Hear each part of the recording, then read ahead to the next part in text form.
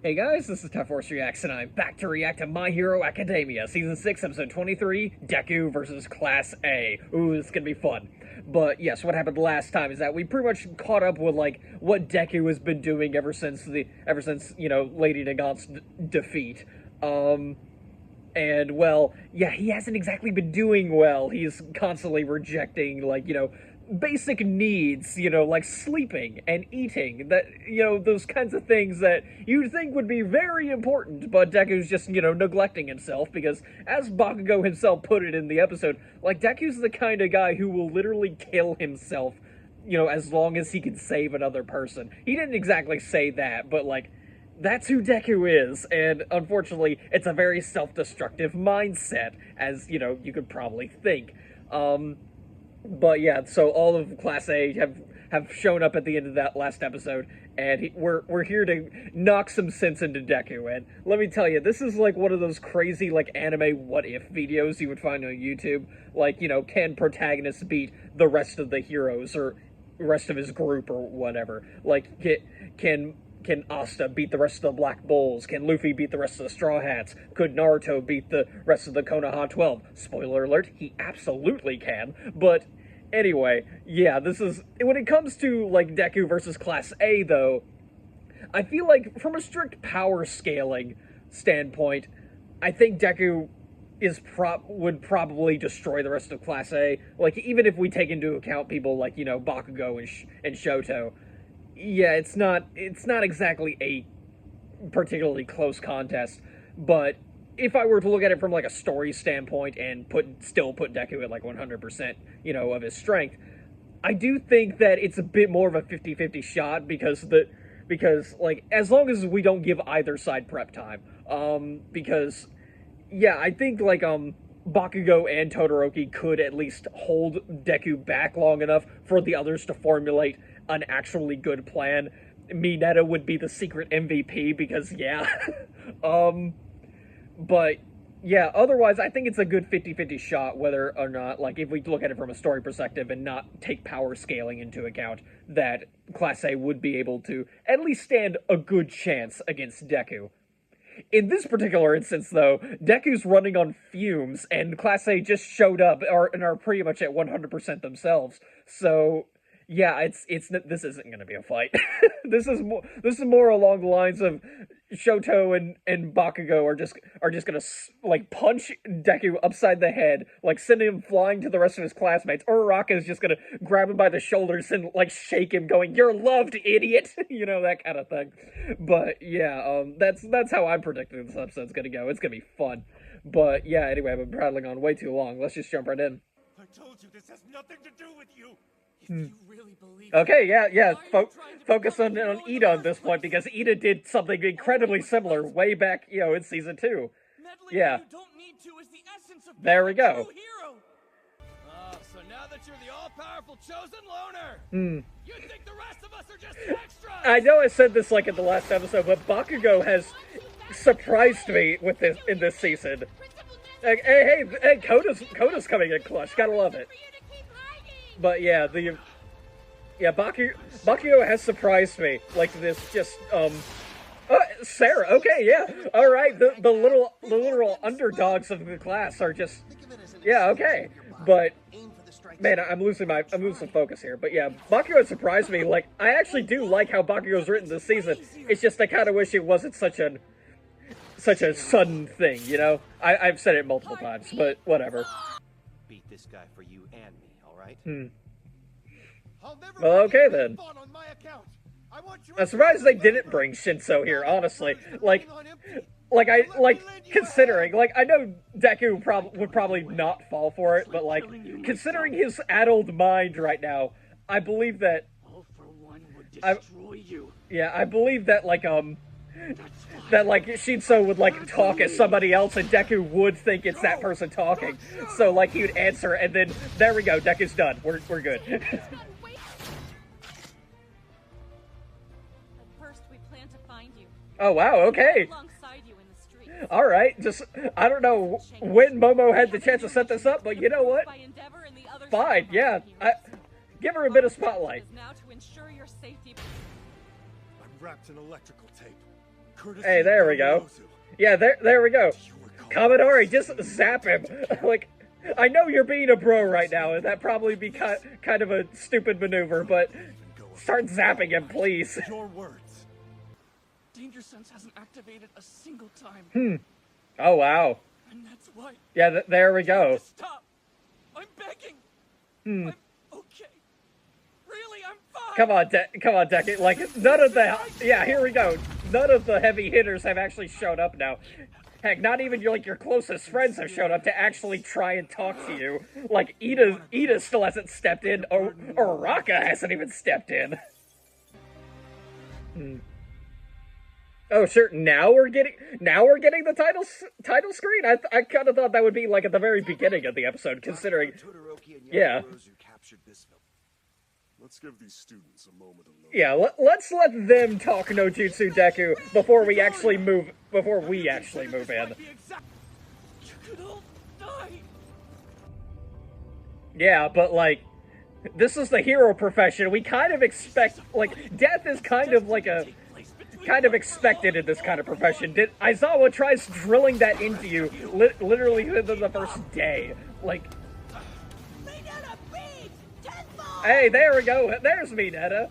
Like, come on, he can, like, MVP here. Honestly, Mineta should have been back there with like Momo, Shoji, Tokoyami. Like, just throw a bunch of balls on him. Like, that'll. So yeah.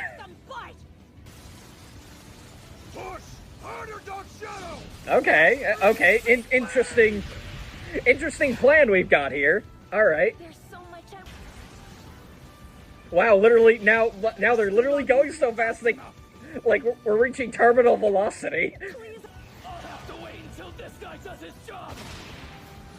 Since he's the one built for speed. Oh, okay. Oh, that's cool. All right. All right. Okay. Neat. Okay, I was not expecting that. That's really cool. Why? Did you forget that my name is Ingenium? Meddling with you don't need to. There we go. To being a hero, right? Yeah, there we go. Now, punch him in the face for good measure. Look, I'm sorry, but Deku is being an idiot. He just needs just one good punch in the face. That's all I'm asking. It's Kirishima. Oof. Like, honestly, I think that might have made the landing worse. Like, I think Kirishima's hardening might actually be worse than the actual concrete. Like, So I bullied you to make sure you'd stay away. I had to reject you so that I could feel superior. I needed to win to beat you. you know, Then we both got into UA. We're not a single. I am glad this scene exists. Like, I'm glad, like, we're actually getting this heart-to-heart between Bakugo and Midoriya. Whether Bakugo's, you know, like, Bakugo's, like, a bullying was not, yeah, like, it doesn't, like, it doesn't justify Bakugo's bullying, but at least it gives some kind of look into his mindset. I wish we had gotten this earlier, like, maybe, like, pretty soon after, like, he and Midoriya had that second fight, and wherever that was, but, like, you know, after the licensing exam, but, like, See that you're lost right now. In order to be our best selves, we'll save you. The Yeah. refugees at UA. there we go, like, yeah. Anybody out there in need of a Like I said, I am glad the scene exists. I'm glad, like, Bakugo's, like, properly apologizing for how he treated Midoriya. I wish we'd gotten it earlier. This feels like the kind of thing that should have been done earlier, but it's not. I am, but yeah, okay. The fact that it's here, whatever. Good. Hi there. Oh, okay. Suddenly we see 13's face. All right. Not really sure why we're getting this now, but okay. Evacuated to shelters. I was convinced she didn't have a face, honestly. At this point, all of the help you've been providing around the city. Wow, like that is a serious wow. The government from Attack on Titan would be proud. We won't let this happen. Take the boy away. Well, aren't these just a whole bunch of assholes? Okay, whatever. Yeah, we just got you back. If you think a whole bunch of rioters are going to stop us, yeah, no. Bakugo, when a hero suffers, who's supposed to protect them? Yeah, there we go. Okay, yeah, okay. I guess they must have run out of animation budget. Because, man, it's been a while since I've seen, like, a panel like that in, like, a more modern show. Because usually, like, back in the day, like, when anime, like, was being animated, like, they would, like, if they ran out of budget, they used the last, like, few seconds of the show and just make it a still frame. That's really all it is. And they just made it a tiny bit more detailed than usual. And yeah, they kind of did that here. But anyway, yeah, all right. So that was indeed Deku versus Class A, and once again, like, it wasn't really a fight. It was more along the lines of them trying to restrain him, and finally, and really the only reason they succeeded was because Deku tired out more than. And plus, it must have been a combination of he was just literally physically tired, but also after everyone yelling at him about how much he means to them and how much what he's done for them. Just like, yeah, now he's just completely emotionally tired, as we can definitely see at the last few minutes of this episode. Like, he's literally being carried, and when he's not being carried, dude, he looks small. He looks so small and tired. He's still got baggage under his eyes. There's just, yeah, and yeah, who knows? But yeah, if you guys thought a crowd like Deku, if you think a crowd is going to stop, these guys from, like, bringing you back inside the school, yeah, no, they literally just risked life and limb, going outside to, get you back. Like, no doubt, like, I think, like, everyone's probably going to give, like, all the students are probably going to give a speech or whatever, but considering how we focused on, Uraraka, I'm going to guess she's going to be the main part of that speech. She's gonna maybe yell at the crowd going, yeah, no, screw you, no, get like, move out of the way. Yeah, anyway, but yeah, this was really fun. I say really fun, but it was more emotional. But yeah, as for, Bakugo's whole thing, like I said, I do wish, like, his apology had been, like, way earlier in the series. I think, like, maybe if, like, it was, like, in season 5, I would actually accept it a whole lot more. Like, there was the, not that I don't accept it now, it's just, yeah, I feel like maybe, like, in season 4 or 5, like I said, it should be, like, after, like, their big fight, after the licensing exam, and I feel like it should have been after that and before season 6 started, like, before the war. It should have been somewhere in there, and then we can reference it here, like, how everyone else referenced, what Deku's means to them. Then we could reference, Bakugo, like, his whole apology and, like, how he wants to be better, be the best person he can be. I feel like that could have, worked a bit better.